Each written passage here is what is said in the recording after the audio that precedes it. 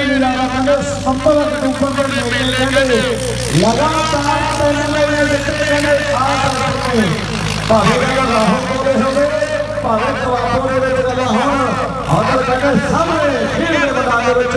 new highland company सामने पर टकरिया खेल के मैदान में कुप्पी खलवारे बनाने में वीरो और सामने बल्ले बल्ले हो गया ड्रोन चल गया एक कीड़िया कठारे वाले गोपे भी आने दे वीरो गोपा कठारे वाला ड्रोन चला गया ना सामने देखने में इसलिए उटू उटू करना बनना पड़ता अगर गोपी बल्लेना जो है दीपा दियार ना चंगेला ऑस्ट्रेलिया मार मते शख्सियत बैठिए ने वीआईपी कैटेगरी ਦੇ ਵਿੱਚ ਆ ਦੂਜੇ ਬੰਦੇ ਕਹਿੰਦੇ ਕਬੱਡੀ ਕਬੀਰ ਖੋਲ ਸਕੀਓ ਰਾਜਵੀਰ ਪਤਾ ਮਾਰੋ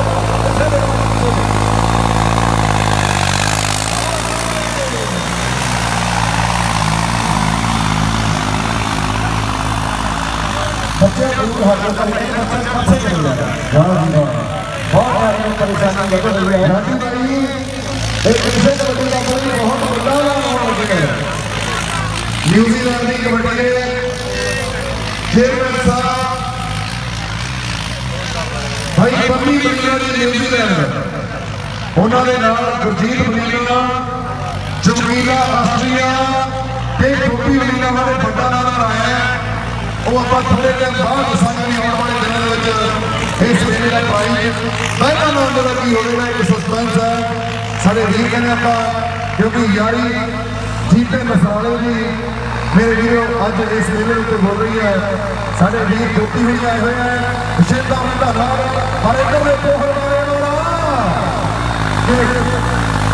हनवारे वाला